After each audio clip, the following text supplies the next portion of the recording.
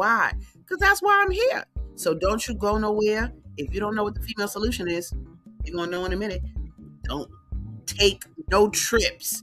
I'll be right back after these messages. Yay. Let's go.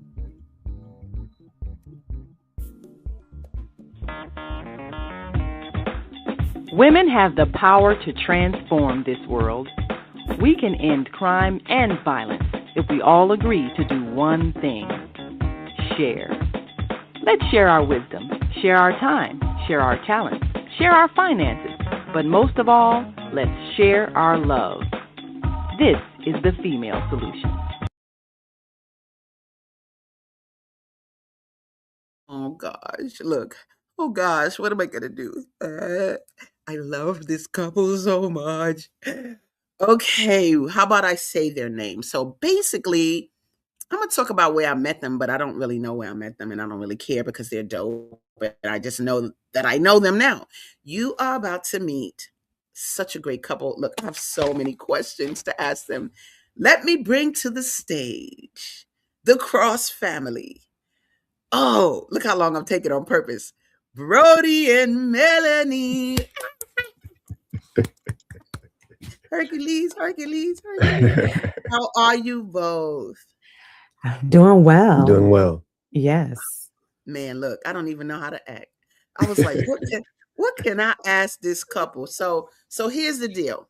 I am not playing when I say I think this is my favorite couple. I'm not even lying. I'm for real.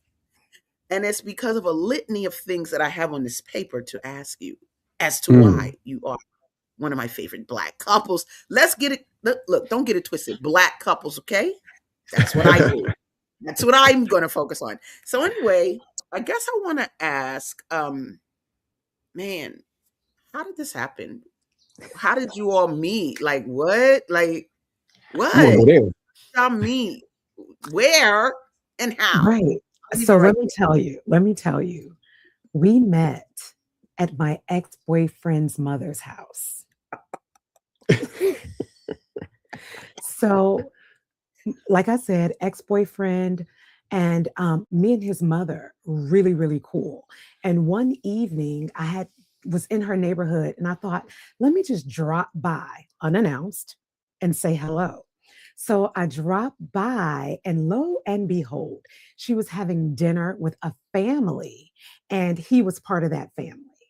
That's the long story, but let me tell you the juice. So the juice.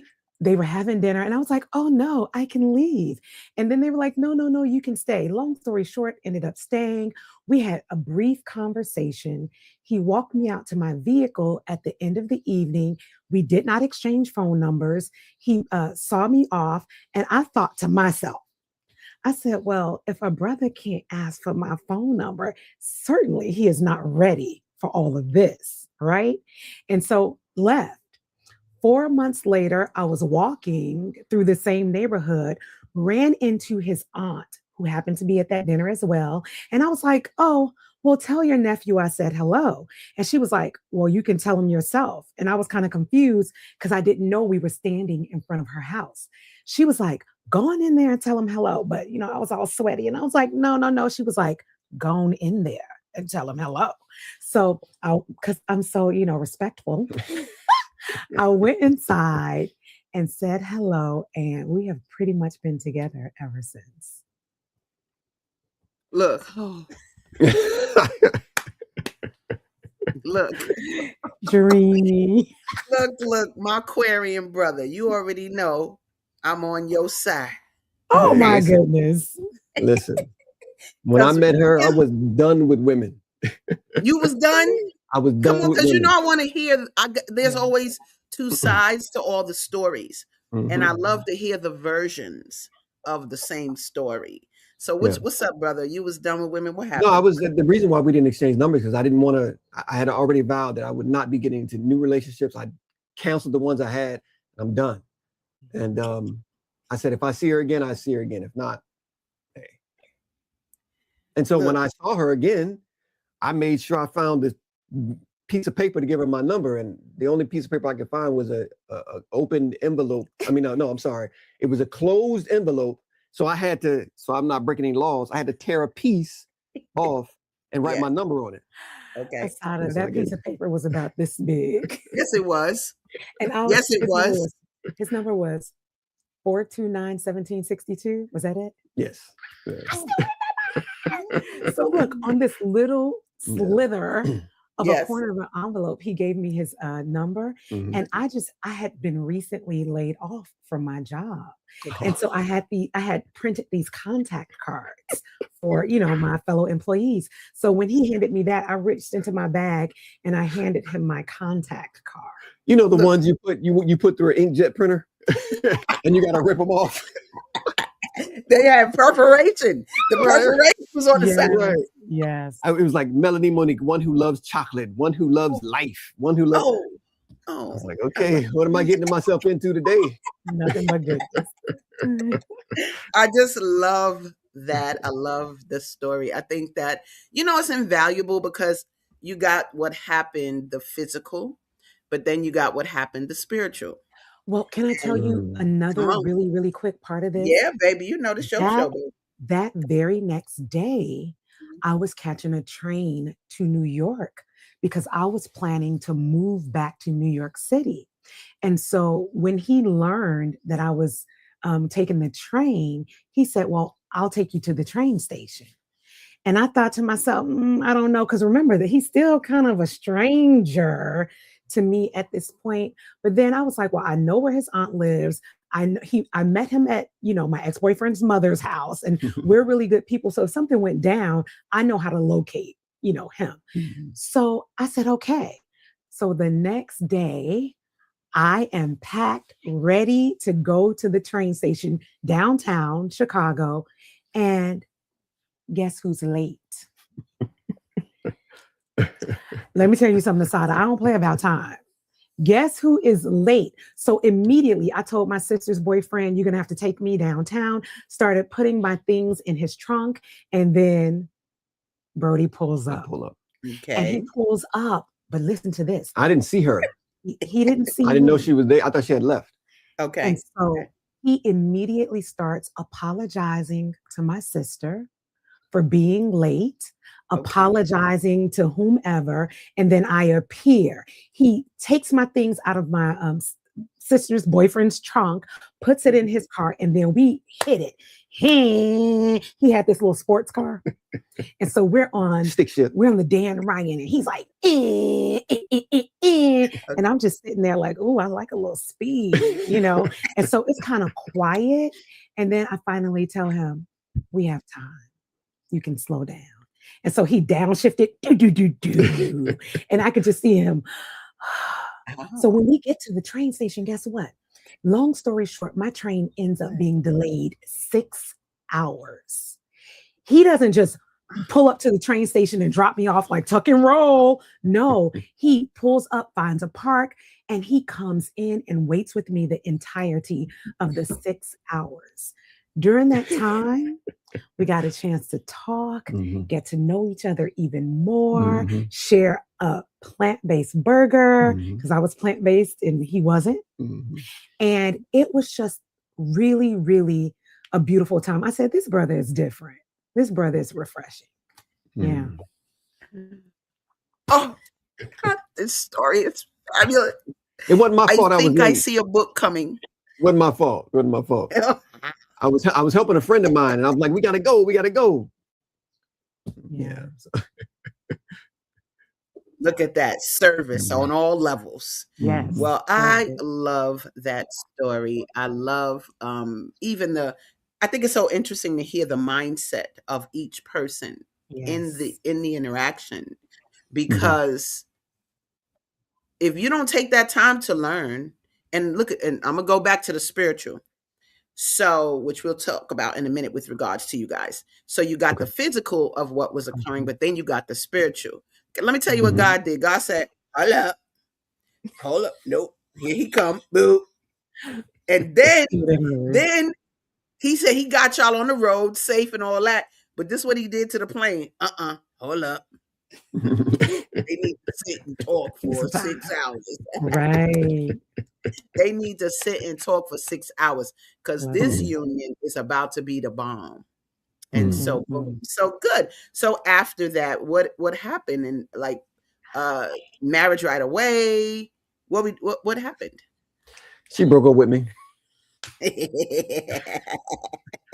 She said she couldn't do it. Wait. Why are you saying it like that? That's what you did.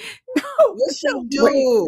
My Aquarian brother, what she do? She broke up with me the first time. Wait. Come on with it. This is where the truth is coming out. The truth is the light. Wait.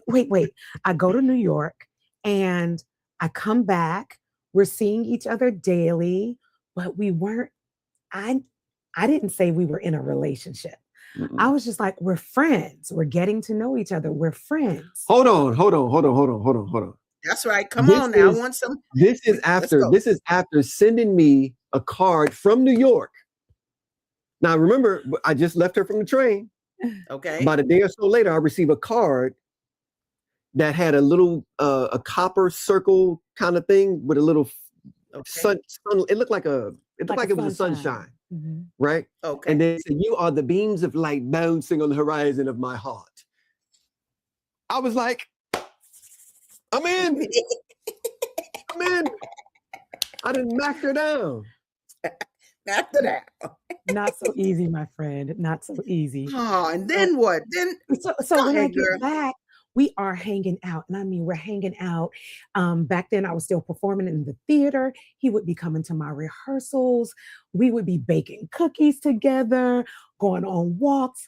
I mean, we were doing all the things. Break up. But then I was really independent. I was used to doing things by myself, and he was and is a man's man, right? Oh, yeah. And so I was literally like, okay, maybe this is too much. And I did break up with him one time. And during that time, remember, I met him in my ex-boyfriend's mother's house, and I was supposed to take her out to dinner. Showed up at her house for dinner, and she was like, "Where's Brodie?" And I was like, "Oh, we're not together." She said, "Call him." Me? Call a man? Like, and meanwhile, I'm at the house, like stomach churning. I'm like, man, what happened? Like, I couldn't even go. I was in school at the time. I couldn't even go to class. I'm like, man. So this is crazy. She demanded that I call him and invite him to dinner. And we were supposed to leave her house at 7:00 to go downtown for dinner. I promise you, I called him at like 6:45.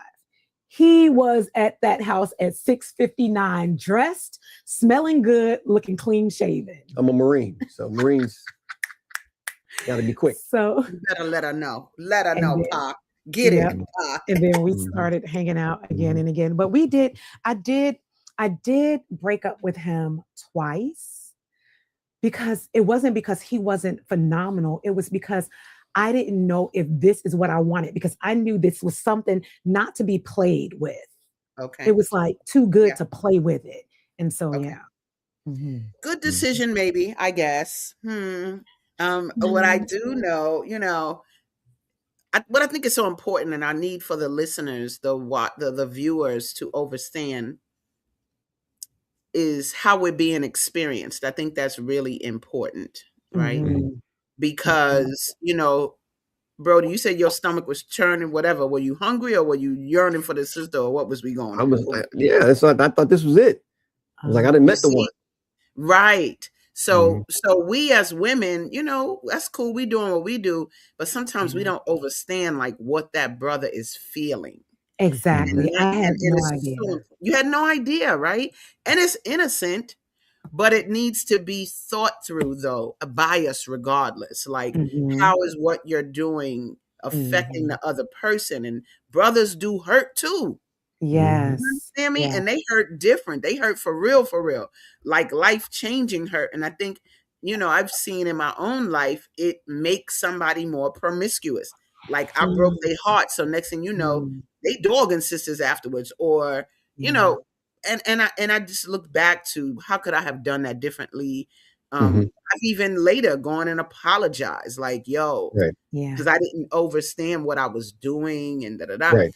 So as the viewers, I want you to think about your own relationship and think about how you're experienced by the other person, and then think about and listen. I would say, like, just listen. because when I watch you two, it's so funny to me. One, he's my Aquarian brother. So he already got all good for me. He can't do no wrong. He can't do no wrong. Yeah. So that's number one. But what I love is that he allows you to be you, which is a lovely little feisty little head wrap girl. Listen, to your point, when we were dating, that was something that was experienced. Like I'm a wild child on the inside, very effervescent, very creative. I might break out in song or dance any moment in time. And never once did he make me feel like it was weird or too much. As a matter of fact, he was delighted. Look.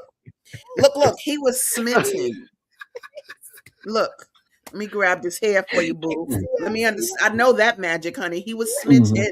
Yeah. We love when you can make somebody smitten. And I think, when you feel like chemistry, I think it's so important to not be afraid of it. Because, you said that you wasn't sure, but you knew he wasn't something to play with. Like, that's where all the inhibitions come in and the maybes. And you almost got to stomp them maybes. Yeah. Because you know what you know. And you got to move on it and covet it, right? And create it. And so when did the marriage come about? When did the marriage? And why? Like, why did y'all decide, okay, like he said, I thought this was the one. Obviously it was. But and he knew before you. Boop, boop. But way before me. Yeah, it was a month in. And this was before 6 weeks. Before the first breakup. I was like, I got enough information about you to know that I can spend the rest of my life with you. And she was like, well, I don't have the same kind of information about you. Time is a clarifier of all things. I did wrote a song about it. Like the head go. I did say those words. And at 6 weeks, I was like, this dude is crazy. 6 weeks, I was like, I felt like I needed to, like, we need time to like reveal and show some things. So he knew very early on, but long story short, we didn't get engaged until about 2 years later. Right. Okay. Until about 2 years later. And by that time I was thinking, what is taking him so long to ask me to marry him? What do you mean? All the ups and downs and stuff. I'm like, wait a minute. I had asked once. Okay. I had asked once. Okay. And she did not respond. See? Okay. So the second time I was like, I don't know. Okay. He is telling the truth. I don't know. The first time he did ask me to marry him, and I just went silent because at that point, I couldn't for certain say yes, not because I didn't think he was marriage material, because I couldn't trust myself with him at that point. And so I was just silent, not a yes, not a no. And we just kept going like it didn't even happen. Okay. Right. And so I can imagine in your mind, you were like, I ain't asking this woman nothing. Right. And then what'd you say one time? I'm not even sure I love you. Ooh, he telling on you live. It's the truth. I said, okay. I said, just don't. I said, that's fine. You said, no, you don't say, you said love or like. I said, I'm not sure if I love you. Right. And I said, okay, just don't push me away until you're sure. And ASADAH, when he said that, I knew I loved him for certain. You already knew, baby. Listen, when he was so calm, he didn't have a fit. It wasn't an emotional response. It was very thoughtful and his truth. And when he said that, it was almost like this cloak of certainty came over me. And I was like, I love this man. Wait, a cloak of certainty? Wait. They're making you cry? Crazy. A cloak of certainty. No, for real. Yes. For real. Here's the deal, for real. Listen, everybody. Hold on. Yo, when I think the discerning and deciding factor is when the brother is ready. When that man says boopity boopity boop, I think that's how men think to me. Yeah. Like whatever they say is just what it is. We're the ones that kind of go, I don't know if I love you. Shut up. And not even just what he was saying, his actions backed it up. That's right. He was consistent. That's He right. was honest. He was there. He went above and beyond for me. There was no question that what he was saying was what he really meant. Right. Understand, ASADAH, I had played my games and I've broken some hearts and I had made my apologies. And so I was at a point where I was like, I'm not playing anymore. Like, this is, I don't want that life. I know what that's like. It's easy for me. Yes. You know, I'm 6'5". It's easy for my 6'5" self. What is you talking about? You know I'm tall and fine, so it's easy for me. But I'm through. I got you, brother. I feel you. That's good. You can do no wrong. Let me see. We got a comment. Hold on. Woo, let me get my tissue, baby. This is a good old story. So it says, that's the hardest part in a relationship, deciding when you both agree that you're more than friends. Yeah, you know, when you get to that point. Patient. He was wow. Wow, that is so good. I mean, you'd say patient, and it brings me to one of my litany of questions about your values. Okay, because one thing I really admire about you as a couple is your values are very clear to me, right? And it's a lot of different values, but one, you're very spiritual as a couple. I know that you're Christians, but guess what? You don't come off as contradictory That's serious. That's important. It's real. Like if I was like people that be trying to get me to rock with Christianity, I'd be like, I'm more Christian, I'm more Christ-like than you. Like as a being. For real. Like I don't eat dead bodies. I don't do drugs. I don't drink. Like I'm more Christ-like than you. What are you talking about? So you really can't bring me what you're saying, because it's your appearance or your behavior doesn't show that you believe in Christ, right? But you guys, what I love is that it is who you are, and it just comes off in your practice. You know, it comes off in your delivery. I ain't never seen you curse, never, much as I curse. I curse a lot. So I've never seen you talk about people badly, curse, this, you know, and the way, and we'll get into the second half, how you deal with how this manifests and morphed into family, but your values. I need you to talk a little bit about, and I guess I want to ask, I'm going to fit a bunch of questions in. Who influenced who more? Did you all come with the same value system, or did one learn more from the other? Like, talk a little bit about that, because you have great values, and I want to know what's up with that. Well, we both grew up going to the church. Okay. And by the time I met her, I wasn't sure about all that stuff. You know, I had studied a lot of different things, especially being in the Marine Corps. I saw so much. And so I still believed in Christ and things of that nature, but I just wasn't sure of the details. And when I met her, she's a Christ baby. Like, she loved Jesus.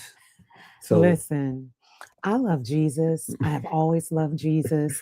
And when I met him, literally, when I first met him at the house, what came into my mind was he reminded me of like a Cosby kid. And we always joke, and I say that, but he was so clean, so refined, so mannerable, right? And so there was something about that was very attractive to me, because I don't like rough around the edges. I don't like a sailor mouth. I don't like unrefined behavior, right? Ma'am. And so that was attractive to me. And then as we started talking, we learned that we both, you know, grew up in the church, but I was still like, but do you love Jesus? Because I'm like, I love Jesus. I love Jesus. I love Jesus. But to your point, ASADAH, I know what it looks like to profess one thing and live a completely different life. Yeah. And that's not the life I wanted. And so we started studying together. And as we studied together, our questions came to the surface, what we really believed started cementing, and we felt really good architecting this life rooted in Christ that we both felt great about. Right. Yeah. Neither one of us wanted to play any games. So hold on. Did Hold on, let me come close. Did the girl say architect in this life in Christ? The girl said architect in this life in Christ. Y'all better get that t-shirt. Y'all better write this down because y'all playing game. Y'all not using the tech. Y'all not using it. And I just love that, for as long as I've known you, you've never been like this with your religion. It almost don't even feel like religion. It feel like spirituality. That's a And lifestyle. it's a lifestyle. And I think what I've seen about your lifestyle are the beautiful rules. I love how you implement the rules because they become the boundaries, right? So, yeah, we don't curse. Oh yeah, we eat this way. Oh, we love your book fair, but it's on Sabbath, boo. Boo. We're not doing that. We're not sacrificing that, So it's like very clear rules, but you don't let the rules control in some negative way your affluence, your beingness, you just apply this nice structure. I was going to use the word control because a lot of time people think about control is in a bad way, like you're controlling me. That's not really it. Control, like in Scientology, L. Ron Hubbard be like, you want to be in control. You don't want to be in control when you're driving. These principles actually liberate us. Right. Come on. The principles are, for instance, like you said, the boundaries. It shows us the door. It creates a door whereby we engage with the world. Like you can't just be coming over the gate in my life. Right. You can't be sneaking through the window. So these principles give us a easy pathway to experience abundance and affluence and love and partnership and all of those things. Lovely, lovely, and lovely. I mean, this is so, I love this topic of happy Black marriages because I hate when I don't see that. And when two people are together and there's strife and it's like, why don't stay in that? Please, I'm not telling you to break up. Yeah. It's not an easy thing. It's not something it's something that you work at. We have to commit ourselves to being, one with each other. Yes. That's our commitment. And that's the thing, like to your point, you think I love this man, but do you think on a daily basis he don't get on my nerves sometimes? And vice versa. Talk about my Aquarian. It happens. And vice versa. And I used to be like, oh, you better be good. You better be glad you're 6'5" and look good because today, I would throw you in a garbage can. Because sometimes I play too much. Sometimes. I know, boo-boo. I know my Aquarian, boo-boo. It's all good. Right.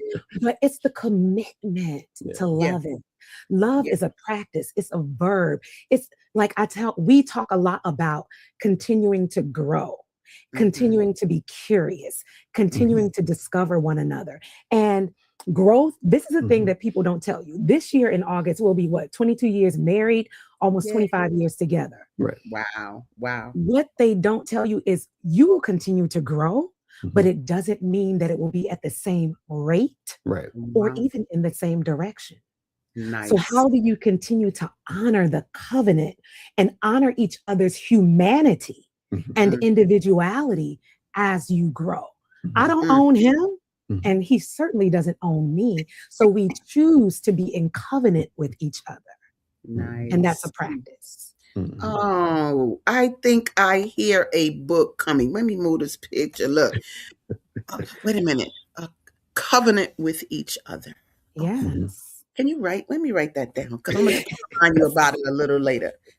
Covenant with each other. Because, you got to then define that word and then say to yourself, is that what this is? That's right. And, That's right. Well, also the covenant is with each other. Yes. But it's also, there's a greater point to that triangle, right? And that is our Heavenly Father. So we make sure that connection individually needs to be what it needs to be on a daily basis. And in that way that foundation can stay strong. So, which brings me to, I want to ask another question, but Dad, we already at commercial time.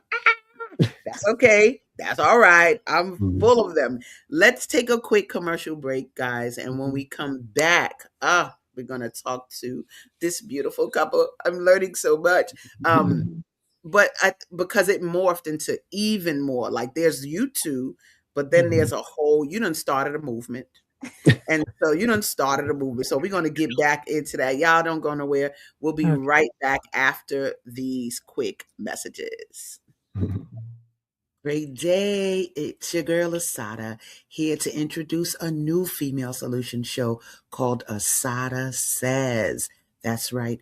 Every month we're going to talk about everything I am, from cryptocurrency and financial security to good health and parenting strategies. Come on and talk with me every Tuesday morning from 7 a.m. to 8 a.m. And let's do that thing the way ASADAH says it should be done. See you then.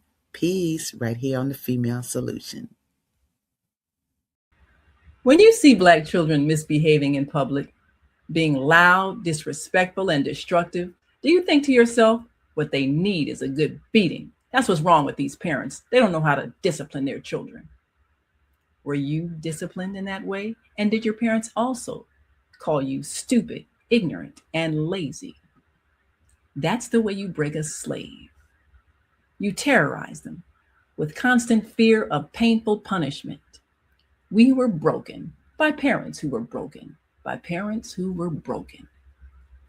It's time to end the cycle of brokenness and bring healing to ourselves and our communities by using knowledge, respect, and love.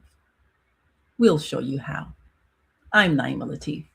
Get the book Slavery, the African American Psychic Trauma. On sale now. Go to www.naimalatif.com. All right. Thank you, Naima. Naima is also the CEO of the Female Solution. Thank you for this platform. I'm having such a great time today. We got comments, we got videos. The thing I love the most is that the couple we're looking at today that is exemplifying happy Black marriages live, they take care of each other. I'm going to just share a little video, set a little tone for how they roll. Look, turn around one day, they could tell you the details. They in Dominica. One, I think, gifted the other. Who knows? I'm going to let you see the video first, then we'll get into that. Take a look. Got a million different ways I could let you know that we locked in. I don't even have to say, girl, you already know it's on the floor. I've been feeling for you. That's why I've been singing for you. Oh yeah, yeah, yeah. Lately I've been wondering, have I been loved? Have I been enough for you lately? Come on now. A little love video. A little love. Look. That was in Dominica, right? It was, yeah. On the Indian River. Hold on. I got one more video. I just want to show it. Hold on, wait. I'm in it. Hold on. So I try on the breath when you're calling, so I can stay with you longer. You leave me all alone in the morning. I didn't think I would notice the way you keep pushing on, holding me back. You break my focus. I love it when you call me in the morning, so I can tell you that I love you. Try on my breath when you're calling, so I can stay with you longer. You leave me all alone in the morning. I didn't think I would notice the way you keep pushing on, holding me back. You break my focus. I love it when you call me in the morning, so I can tell you that I love you. Oh, but would you tell me that you love me?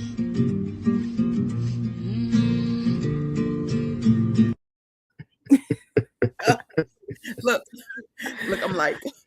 I'm like, how much do I want to cry? I need it. I almost wanted to cry. No, for real. Yeah. No, for real. Let me tell you why.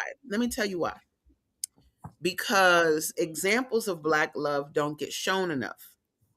And the Black love that doesn't get shown enough has nothing to do with us in the bed.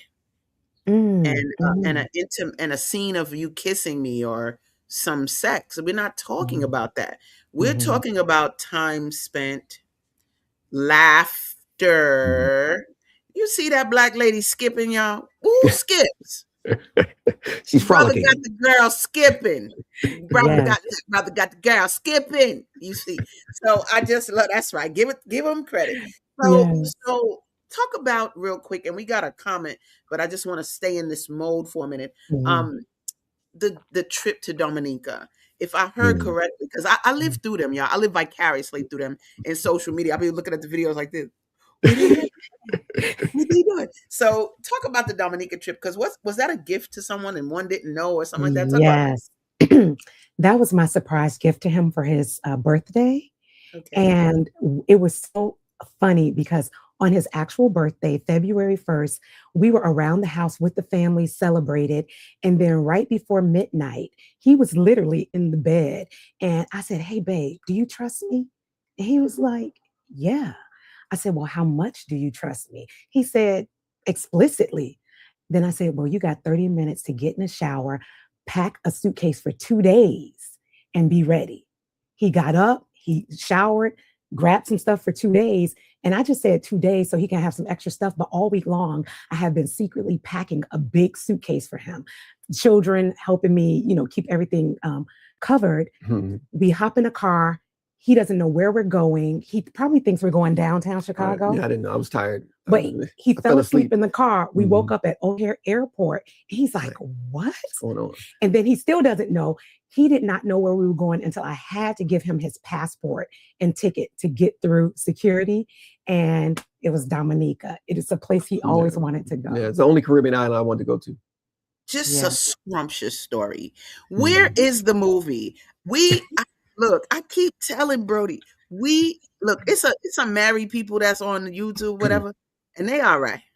But this right here is scrumptious. Just the Yes. stories are just wonderful. So, and that's my mother's husband is from Dominica. I actually went there Mhm. myself when I was Yes. one of my beaux took me on a trip to Yes. Dominica. I do overstand its Yes. essence, the whole Beautiful. climbing the waterfalls and the whole 9 yards. Yes. Loved it. Brother, what Mhm. did you feel like in terms of what a birthday gift? Like the way it was done was dope. Ma, you getting points for that. You get gold stars Man, for that one. So talk about it. How did you feel, brother? man, I felt, man, I was speechless. I had no idea. It was a complete surprise. Everybody else knew, you know, Mhm. and so I was like, they pulled this off Nice. spectacularly, because Dominica, like I said, is the island, the only Caribbean island I really wanted to go to ever. And so, Okay. so Yeah. it was wonderful. But guess Which what? which No, go means you ahead. listen, girl. You listen, but go ahead. Guess what? Go ahead. Yeah, I was listening. When we got there, I could still see him like in this defense mode, like not really being able to just like relax and take it in. And it took like a day and a half before he just melted. And we were on the river and horseback riding on black sands at cocoa farms, like doing, yes, that's one of my favorite days. And to even get to that part of the beach, we had to climb over rocks and boulders. Mhm. He was like, "What are we doing?" I was like, "Just come on, babe. Just come on." And amazing, Mhm. amazing time. Yeah. Wow. Look at that. And what year was that? That was 2 Oh, years that's for my ago. 50th birthday, so it's 2 years ago. Yeah. Yes. Okay, cool, cool, Mhm. cool. Now, look, let me just tell you, you guys that are watching, you see all the grandeur, the relationship grandeur, ups and downs. But don't nobody Mhm. care about the downs when the ups are so fly. Yeah. You feel me? The Yeah. ups are Yeah. fly. Like Mhm. y'all, the whole, who you are as individual people, and the fact that you allow each other to be each other. Y'all, Mhm. she be having me rolling, right? Because they be in the airport, and she be talking about, my assistant is with me today. It be him. But you know what he don't, you know what he doesn't do, y'all? He don't be going, don't be calling me no assistant. Leave that to me. That's what I be saying. But anyway, like my assistant is here, boo boo, and he just be with her, rocking and Yes. rolling. And I think that balance is good. Let her be big. Let him be big. Like, stop fighting with each other about what each other already innately, you're already that thing, right? Let So, me let me just speak to that really quickly. That yeah, letting each other be big. yeah. This society tells men that their women can't be big. And if Mm. their partners are big, then that means they must be small. And Ooh. so there was a stretch in our relationship where I was getting bigger. He's already the man. But there was some a little tension. And guess what he told me? He said, baby, this is not a you problem. You keep on going. You keep on being big. It's something that I need to work through. And that was powerful. That was powerful. And he supports my everything. He really does. All my crazy. Look, all my crazy. Wait, hold on. I think I hear another book. Hold on. All my crazy. All my crazy. We're going to talk after this. Your books are sitting right here. So you guys got married. Great. La, la, la. Guess what, y'all? Y'all not only birth family, y'all birth businesses. This whole concept of creation, there's nothing like people who create. People who create, special from God, period. Because that's the creator. What do you want you to do? Create. Right? So let's first talk about, I don't know whether to talk about the companies first or the family. I want to talk about family real quick. You had family. Now, this is what cracks me up, y'all. Yeah, they got children, but guess what? How many children you got? Y'all got 7? Is that what you got? 7? Yes. 8? Yes. 7, right? 7. Y'all, why she be talking about, I think I need another one for... I still feel that way. I know. She be, I know. You know I got the 411 now. She be talking about, I think I need another one to play with that one. Talk about the establishing of the family. What's the thought process? Because see, when you have the woman, when you have the woman say, I think I want another one, that to a degree is a planning. Most Black people are not planned. And so we just come into the world, but ain't no plans. So that means there's no encouragement. There's no, intention in it. And so we're kind of winging it. But talk a little bit about your decision to become parents, and not how it happened. We know how it happened. But the evolution of that process of becoming. I mean, we both always wanted children. I know I wanted, multiple. At least at the beginning it was at least 10.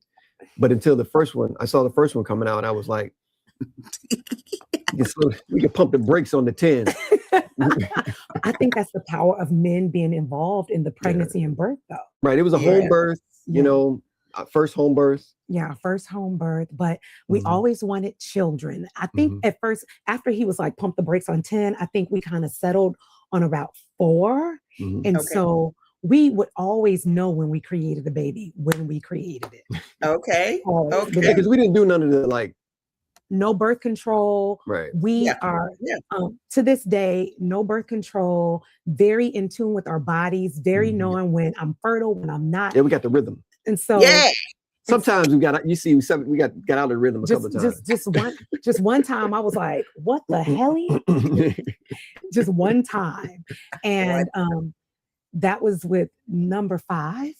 Right. We were just like, whoa, but it was so much going on in our lives. It makes sense that our, rhythms got off, but we always wanted big family. And do you know, number 6, I had to beg this man. I was like, just one more, my Lord, please. And he was like, we got 5 children. I was like, I know, but I want, like you said, I want them to have another little sibling that's close in their age. And so as soon as he said yes, I was pregnant that next month. I love it. If it were up to me, I would have another one, but we're getting mature. Ooh, lovely, lovely. Now, see, the beauty of this is, you all don't see family as lack. Having a large family equals lack, and a lot of Black families think lack. You got all these mouths to feed. You got, there's that part of it. Yeah. But then there's a decision of what to do with that. Like you got a whole movement. Let me tell you, y'all think I told you I live vicariously through their videos. No, I live vicariously through their children's videos. You got one child, the son is a rap. The rap. Look, this dude got a cooking show. Today I watched him make orange tofu. I was like, he's literally on the other side of the wall filming content right now. Yes. Amazing. And I'm gonna tell you, I hated that it cut at this point. It was one show. He was like, my mother is a food snob, blah, blah, blah, blah, blah, blah, blah. And but then he was going to let you taste this to see how you liked it. Yes. But I didn't get to see your snob come on. I was like, damn, I wanted to see her go. But anyway, I look You gotta keep forward. them guessing. Look, and this is why I really would love to see a YouTube channel with the whole cross family content where I am watching you guys. I'm watching you speak. I'm watching the son cook food. I'm watching my baby girl the other day. Let me tell you how smart she is. Here she go, y'all. She got a company called Babel Bridge, right? Mm. Where she talking about languages, and it's an app that helps people. Look, this was she talking about that day. I just learned the difference between an interpreter and a translator. I'm And I shocked. have to rethink my business now. Whoa. How old is she? How old is she? She's 17. So she's Yeah. 17. Stop it. Yeah. Look, when they were on my show, because I had them on recently, right? They were on my show talking about their businesses, and I'm gonna talk about you all in businesses in a minute. Look at the two sisters, because one is 17, one is 15, right? Yes. Here they go, y'all. I said, y'all used to have a beverage company or something. They said they were talking to each other going, how old were you? Were you 5? I think I was 5. Were you 7? I think I was 5. Yeah, we were 5 and 7. Facts. They talking to each other, talk about you Yeah. was 5 and I was 7 with their own companies block. So I want to talk about a little bit your decision, this whole business entrepreneur, because I have their happily married entrepreneurs.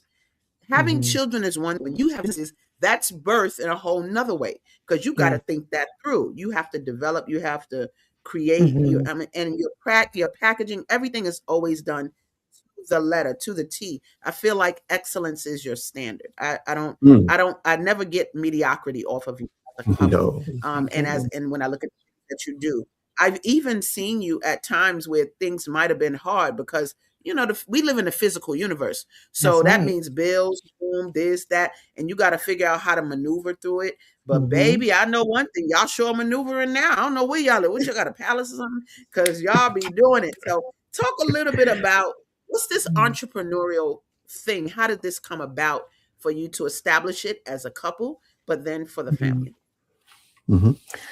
I remember very early on in our marriage, Brodie was very, very adamant. He said he didn't want a household of consumers. Right. He wanted us to be creators. Producers, right? Producers. And I realized, I don't know what took me so long to realize it. I come from a family of entrepreneurship. And it's just kind of how I move, and it's in my blood. And so as I started to kind of just create around the house, we're homeschooling parents. It dawned on me that why wait? Why not allow our children to become producers and creators through their imagination, through what excites them? So I mandated that by the age of 8, everybody starts on their first business concept. And I'm not one of these mothers around here about to kill myself, make myself ugly, and doing everything, talking about, oh no, the children did this. No, and I did it. No. So what I started doing was teaching them how to dream out loud. Number one, teaching them how to research, how to do cost analysis, how to look at marketing, how to look at how to package things in a beautiful way, right? And so whatever, and here's the key, I think, whatever idea they came up with, we would amplify it. We would make it beautiful. We wouldn't go, oh, that's dumb, or we can't do that, or that's impossible. We would go, okay, got it. Now, how can we materialize this? And then we would take it a step further. Not only is it materialized, we're treating it as if it is a real business, because it is. Right. And then we would have these family showcases. We would do pop-ups. They have websites. And ASADAH, our firstborn, he started his clothing line at 16. He is 25. It is still going. They just walked New York Fashion Week, this past New York Fashion Week, all the way down to right now. The 7-year-old is working on her business concept. She wants to kind of run an apiary with bees and collect the honey. And so what did Dad just plant outside? Pollinators. So that we can bring this to fruition. So it's very much, it is the culture and the value of our family to produce, to create. Look. I just want to say like this, y'all. This is so scrumptious. This is, this is really sort of like a parenting 101 beyond. Like, there's so many issues. I have a list of titles of books over here for you. But I think that, this we got to get it right, because at some time in history, our story, we did have it right. And there was apprenticing. If daddy did this, then you're going to get apprentice to do that. Mommy do this, you're going to get apprentice to do that. So it's not even an issue of really carrying the family business per se, as much as it is, this is just this is what we do. This is what we do. This is what we establish. And I think it is so good. I hate that. That sounds so minimal. I think it is good. No, it's amazing that you have such young people already thinking. I'm going to tell y'all straight up. When how old is my baby with the bath bombs? How old is he now? He's now 10. Izzy is 10 now. Yeah. So y'all, when he was 4 though, I'm telling you right now, he talking to me, talking about, I'm gonna have a business of I'm gonna make bath bombs with toys in them. I said, oh really?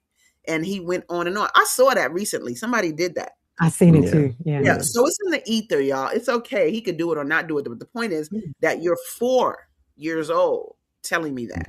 You know what I'm saying? And I love that. The fact that you just said the girl was 7, I'm like, wait a minute, who's she talking about? I know she's not talking about that little girl, that little baby. Wait a minute. She was just 3, but okay. Okay.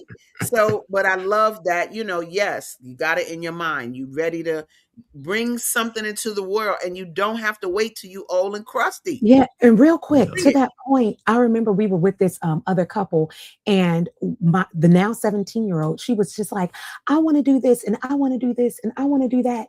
And the lady said to my child, you talking too much. That is crazy. You talking about, I want. Don't speak to my children that way. Yeah, keep that slave language to yourself. Thank you. Keep that, because that's what we get raised with. That slave language. And around here, it's all visionary. You are visionaries. You can create it. You can think it. It's in your mind for a reason. And so the intentionality around this house about being productive, being visionaries, but not just visionaries, actual creators, producers, it is bedrock. Wait a minute. My girl said, wait a minute, hold on. It is bedrock. Hold on. It is bedrock. These are titles over here. It is bedrock. Boom. So that's a good parenting book. We're gonna talk about that. But man, I mean, let me take a comment or two over here. We got some comments going on. Appreciate those valuable teachings that my grandchildren need. Blessings and more to your family. That's Vieta Robinson there. So yeah, definitely. We have a question up here that I want you to touch on. For the sake of just touching on it, but I want to state in this energy. It says, how do you handle issues of jealousy? Have either of you been approached by someone outside of your marriage? If so, how did you handle it? So let me say this real quick. I see what this is asking, but I need you to handle it like in a sentence, because I don't even see all that. Like, did you see my face? I'm like, jealousy. I'm like, right. Honestly, people get upset with us that we don't have a jealous spirit. Yeah. People get upset with us that we're not. When this man went to Tanzania for a month, people were like, oh my God, do you trust him? All those beautiful ladies. I was like, yeah, that's offensive. Right. That's like you. Right. And honestly, I might get approached every 5 years by somebody outside the marriage. But guess what? When men approach me, it's so respectful. They're like, hey, queen, how are you? And I'm like, oh, happily married with 6 children, 7 children, And so I get nothing. I don't get anything like that. They don't come to me. And I think it's the way that you carry yourself, Yeah. And so no, jealousy is not something I do, we do. Do you get jealous? So what? Like, look at me. That's right, baby. Cause here's the deal. For real. Yeah. When I'm listening to you, honestly, both on a relationship tip and on a parenting tip, I see so much. I don't even see why you would look somewhere else. Not even you look somewhere else, but also the people that's on the outside, they already can feel, oh, here, I don't want none of that. Nor do he want none of me. Like, they already know this out Yeah. your league. And the Like, type of jealousy that I can say that we have dealt with has been collective towards us. So, for okay. instance, people have told me in my face, y'all can't love each other that much. Or somebody told me, y'all always around each other. Y'all don't get tired of each other. And I'm like, I actually like my husband. Right. Actually, factually. Right. So Actually, that's the kind of, factually. yeah. And it's just a beautiful example to have. You know, I hate that. Oh my God, what do we got? Like 3 minutes. Oh, wow. So I guess I want to just say, ask, tell. Oh God, so many things. Give us some from each of you. I kind of want woman's point of view, man's point of view, whatever you want to talk about, spiritual. I'll get. What do you got to say to us out here that can be developing what you have as a marriage? What's the foundation of this? What's needed to create what you have? So individually, I always, from the beginning, I said to myself, I wanted to always remember the wife of my youth. I never wanted to look at her as I saw her that first day, you know, when she came through the door. I always wanted to see that person in my mind, and I pray for that, because once I made a decision, it's my decision. This is what I signed up for. I'm signing up for this, and so even though she changes, or she's made her changes, I still see the woman I fell in love with, because that's what I, you know, that's what I want. And I would say, especially for women, like, first of all, be a person, be a whole person, ladies. Come as yourself, remain yourself. And then also, I would say, this sense of entitlement that a lot of women have, and possessiveness over their men, that actually limits the humanity of that man, let it go. We are to love and be fluid with one another and embrace each other's humanity and grow together. Once again, that principle of change. How can we continue to love, delight, discover, and enjoy each other as we change while sharing shared values? That's what it's really about. And just choosing to delight and find awe. It's a choice In the relationship. Hold on. Find delight and awe. Hold on. Find delight and awe. Ooh-wee. I just hear reverence in there. Yes. I think it's wonderful to have reverence for one another. I think it's awesome to that revering. Like you said, I like my husband, as a person. And the both things that you both are saying about each other, like admiration is like at the top of all of it. And can I say something? That admiration and awe, it trickles down even into our hardest moments. Like ASADAH says, don't get it twisted. We do argue at times. Yeah. We're not that couple that's like, oh, I've never argued for some time. We've not spoken, you know, like for days on end. But guess what? That sense of awe and respect and reverence still permeates that. This man has never cussed me. This man never talked wild. Even in what I used to tell him, we're so functional, even in our dysfunction. Like, we're so deeply reverential of what we have and each other that I cannot imagine him just speaking to me any kind of way. Yeah. And so it permeates even down to the roughest of times. Look. I want this to be a 2-hour show. Anyway, guess what, y'all? Bring us back. I gotta bring you back. I might bring you back again next week. No, for real. But it's just so good to talk to you guys. Next week we'll be in Malaysia. We'll be in Malaysia and Vietnam. Already. Oh, that's right. Can you please tell them the quick trip, please? What's going on in your life? Can you please tell them? We had such a ball in Dominica that I decided to do it again. So we're going to spend some time in Malaysia and then in Vietnam, just doing a little bit of work, but then also using that time intentionally to like spark this love affair that we continue to have. Hold on. Hold on. Continue to spark this love affair. You guys, thank you so much for being here today and for showing the world that, yes, happy Black marriages do live, baby. They absolutely do. Thank you. Have fun on your trip next week. And viewers, you better watch this again. Get you some tips because they brought it. See y'all next Tuesday for another happy couple Mhm. on ASADAH Says. Peace. Thanks. We've come to the end of our show today. If you missed any broadcasts, go to our website for the audio and video archives at www.thefemalesolution.com. On behalf of our team of radio hosts, I'd like to thank all of you who participated in today's discussions. And to our global family joining us from all around the world, we say thank you. To our family in China, xie xie. India, zhanyavad. Japan, arigato. Korea, kamsamnida. Russia, spasiba. Germany, danke. Poland, dziękuję. France, merci. Spain, gracias. Italy, grazie. Egypt, shukran. Ghana, madasi. Nigeria, eshe. South Africa, Ngiabonga. Senegal, Jaref. Kenya, Asante. Israel, Toda. Pakistan, Shukriya. Afghanistan, Tashakur. Saudi Arabia and Palestine, Shukran. Assalamu alaikum wa rahmatullahi wa barakatuhu. Thank you, and may peace be upon you and the mercy of God and God's blessings.